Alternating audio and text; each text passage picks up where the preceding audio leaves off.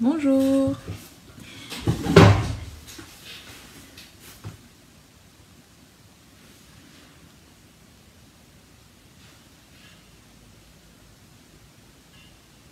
Alors on va attendre un petit instant. Est-ce que au niveau son, vidéo, tout ça, est-ce que l'image et le son sont bonnes, sont bons? Bonjour Anne, bonjour Mélanie, est-ce que vous m'entendez bien? Bonjour, bonjour Guylaine.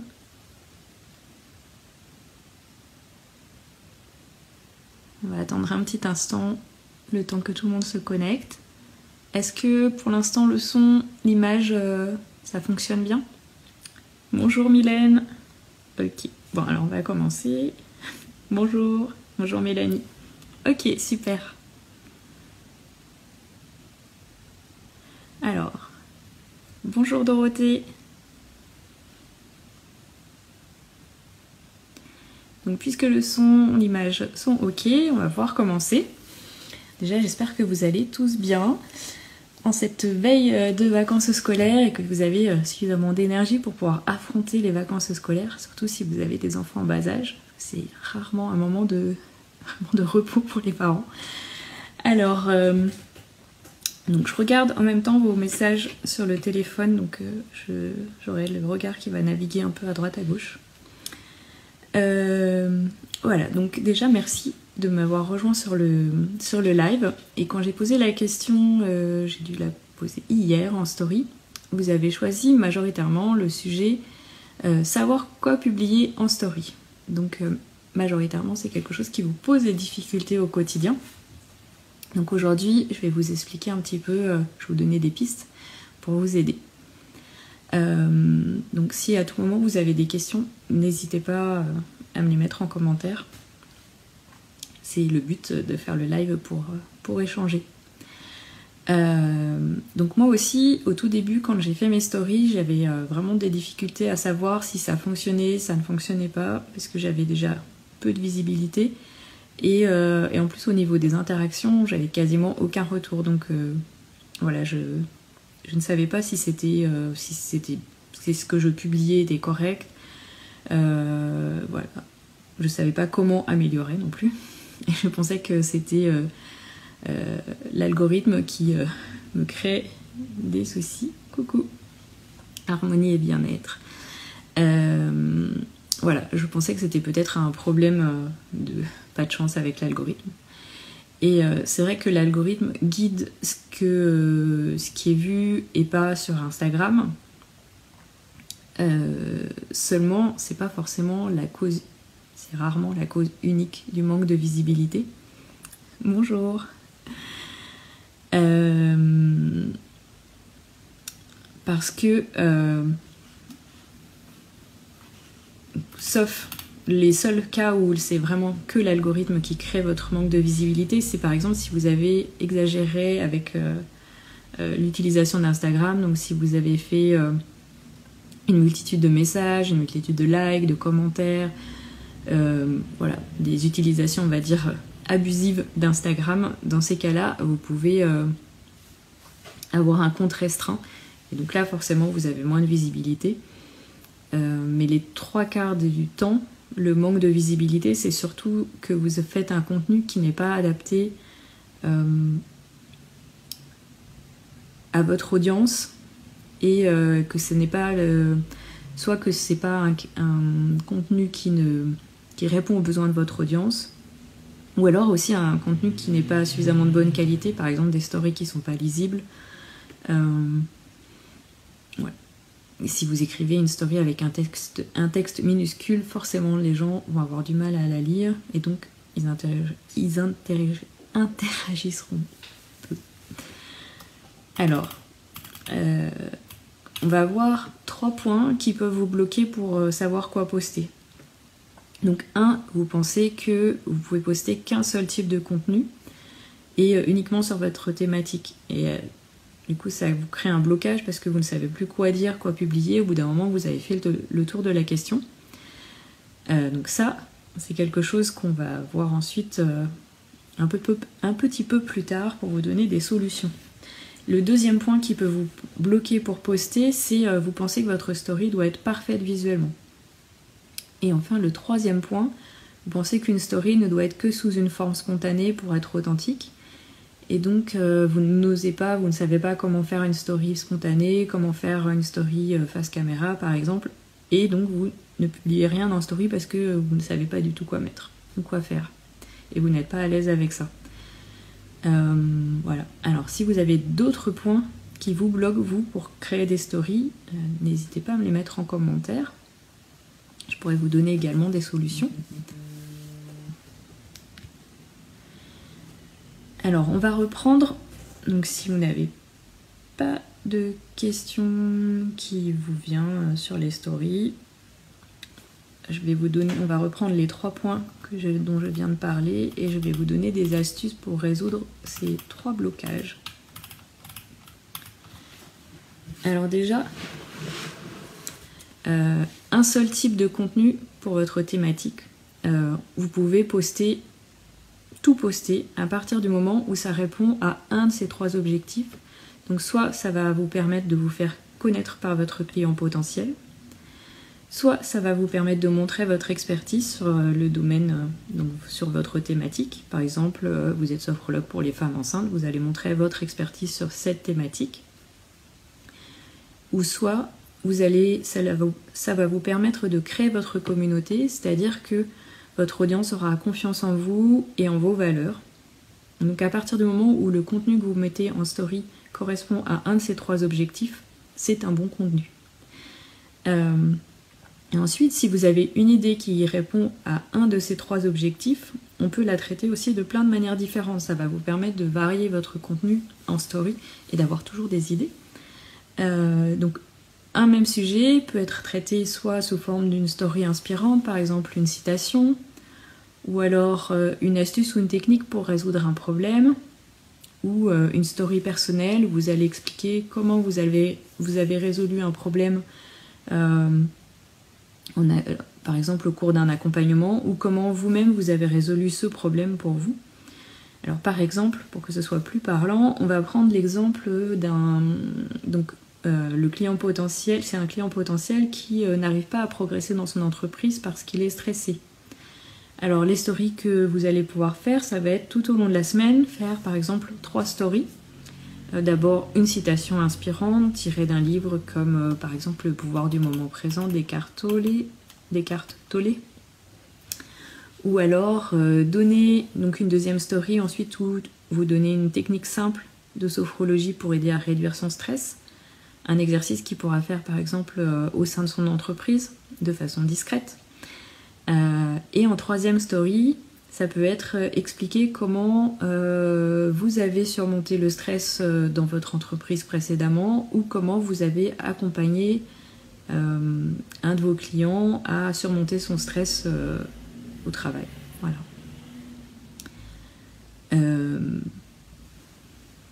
Ensuite, pour finir, vous pouvez faire de temps en temps des stories qui n'ont absolument rien à voir avec ni votre thématique, ni la sophrologie, parce que ça va renforcer le côté authentique, le côté confiance.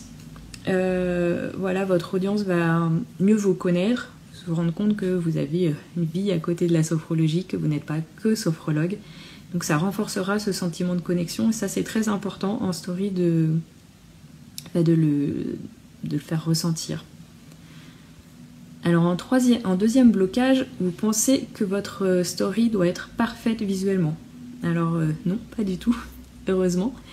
Elle doit être surtout lisible et elle doit attirer l'attention de votre audience. Donc il faut qu'il y ait quelque chose d'accrocheur, que ce soit agréable, intéressant, intriguant, amusant. Voilà, donc si jamais tu peux faire quelque chose de très agréable visuellement, rapidement, tant mieux. Et sinon, si jamais tu as du mal à mettre en place, à faire des jolis graphismes rapidement, voilà, il ne faut pas être bloqué là-dessus et faire des stories quand même régulièrement. Parce que ça n'a pas vraiment un énorme impact du moment que la story est lisible, peu importe qu'elle soit hyper agréable visuellement. Le tout, c'est qu'elle soit lisible et intéressante. Et troisième point, si vous pensez qu'une story ne doit être que sous une forme spontanée, pour être authentique, alors pas du tout. C'est tout l'avantage de pouvoir du coup préparer à l'avance ces stories. Donc les stories ne sont pas forcément spontanées, mais à partir du moment où vous avez l'intention de communiquer quelque chose naturellement, sincèrement, c'est ce qui va être important en fait. Peu importe que la story soit vraiment une story face cam ou une story faite au jour le jour. L'important, c'est que ce soit quelque chose qui intéresse votre audience. Et donc c'est pourquoi je vous conseille de toute façon de préparer tout ou partie de vos stories une semaine à l'avance, au minimum, parce que ça vous libérera l'esprit. Et puis ça permettra d'être plus créatif et plus régulière aussi dans la publication de vos stories, parce que plus vous publierez régulièrement, plus votre audience vous verra, et plus le lien se nourra avec votre audience, plus vous connaîtrez votre audience aussi, parce que vous pouvez poser des questions à votre audience en story. Voilà, alors si jamais vous avez des questions, n'hésitez pas, avant que je passe à la suite. Si jamais tout est clair, ou si vous avez besoin d'autres exemples, ou si vous avez des difficultés autres pour les stories. Bonjour Sophrochil. Alors, si tu as des questions sur tes difficultés pour les stories, je t'invite à me les poser. Et puis comme ça, je pourrai répondre te donner des solutions, des astuces. Alors, oui, très bonne question. Alors, un nombre de stories à partager par jour, j'irais au minimum 3 stories. Bonjour Soprochil. Oui, au minimum 3 stories, parce que pour que tu sois un minimum visible, idéalement, il faudrait une story le matin, une story le midi, une story le soir. Coucou Marie. Donc au minimum 3 stories par jour. Alors après, c'est pas forcément... Enfin, si jamais tu fais une story que tu découpes en 3 morceaux, par exemple, forcément tu vas faire plus que 3 stories dans la journée. Parce que ça peut être par exemple un tutoriel que tu découpes en 5 ou 6 stories. Dans ce cas-là, ça va compter comme une, ou après si tu as vraiment beaucoup de stories sur ton tutoriel, t'en feras qu'un dans la journée. Mais on va dire, oui, un minimum de 3 stories par jour. Et après, t'es pas obligé de publier chaque jour. Je dirais quand même, idéalement, 5 jours sur 7, si jamais tu veux vraiment maximiser ta visibilité. Voilà. Quand tu fais une pause en story, quand tu reprends ensuite tes stories, tu auras plus de visibilité. Donc c'est conseillé de faire quand même une petite pause, par exemple d'au moins une journée dans la semaine. Ça peut être le week-end que tu prévois tes pauses de story. Coucou Swad. Donc oui, au minimum 3 stories par jour. Et après, ça peut être quelque chose de très simple. Ça peut être juste le matin, une story bonjour avec demander comment tes abonnés se sentent. Le midi, tu publies une citation et le soir, une astuce pour évacuer le stress de la journée. Voilà, ça peut être quelque chose d'assez rapide. C'est pas forcé d'être des stories très complexes. Ou ça peut être juste un petit quiz sur un sujet de ta thématique. Voilà, alors je sais pas. Est-ce que ça a répondu ? Est-ce que ça a répondu à ta question, Mélanie ? Alors, sur comment communiquer ses offres en story. Super, tant mieux.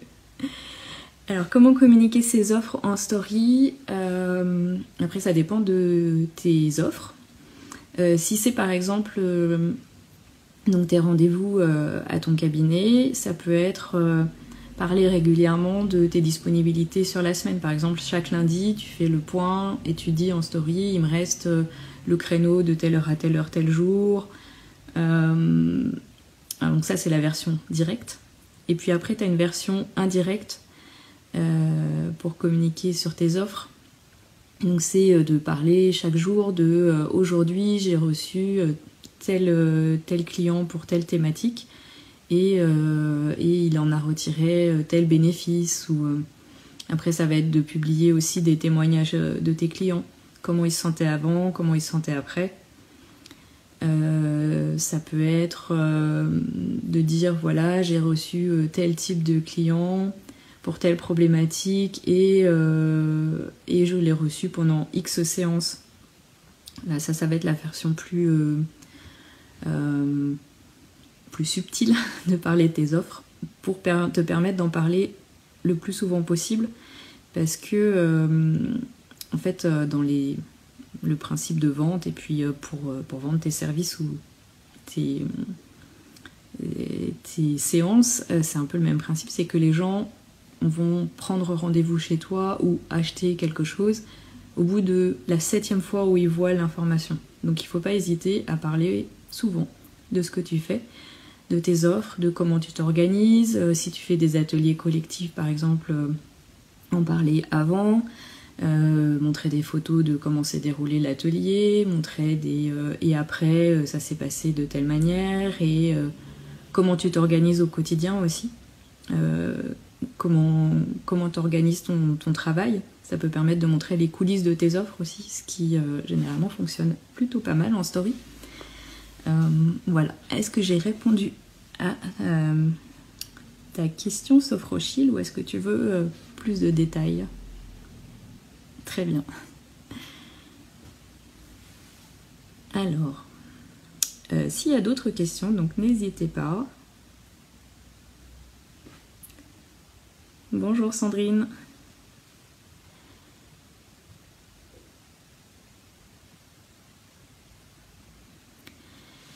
Alors, donc s'il n'y a pas d'autres questions pour le moment, donc bien sûr il y a énormément de subtilités pour les stories et les publications. Il y a tout un tas de techniques plus avancées aussi pour faire des stories et des publications plus impactantes, augmenter votre visibilité et mettre toutes les chances de votre côté pour développer votre clientèle efficacement et sereinement. Et donc si vous voulez suivre une formation complète qui vous guide pas à pas pour transformer votre communication sur Instagram et dans la vraie vie, quel que soit là où vous en êtes dans votre compte Instagram et dans votre carrière, vous pourrez saisir de nouvelles opportunités pour développer votre activité d'une autre manière. Donc si vous voulez en savoir plus, vous pouvez m'envoyer un DM ou cliquer sur le lien dans ma bio, parce que les inscriptions pour la 2e session de ma formation ouvrent aujourd'hui jusqu'au 28 octobre, donc jusqu'à samedi 28 octobre. Il n'y a que 12 places disponibles. C'est un accompagnement donc en petits groupes. Comme ça permet d'avoir un accompagnement personnalisé et de vous guider pas à pas dans le développement de votre compte et de votre communication. Donc si vous êtes intéressé, n'hésitez pas à m'envoyer un DM ou à cliquer sur le lien dans la bio. Et puis ne tardez pas trop parce qu'il n'y a que 12 places. Voilà, donc, alors si vous n'avez pas d'autres questions, je vais vous laisser retourner vaquer à vos occupations. J'attends de voir s'il y a d'autres messages qui arrivent. A priori, pas d'autres messages. Merci, toi aussi, Sandrine. Alors, je vous souhaite une belle fin de vendredi et puis de bonnes vacances si vous prenez les vacances scolaires. Puis je vous retrouverai sans doute la semaine prochaine, peut-être pour d'autres sujets de live. Je vous tiendrai au courant en story. Merci beaucoup pour votre présence, vos questions, et puis à très vite en story ou sur le compte. De rien, merci Mélanie. Bonne journée à toutes.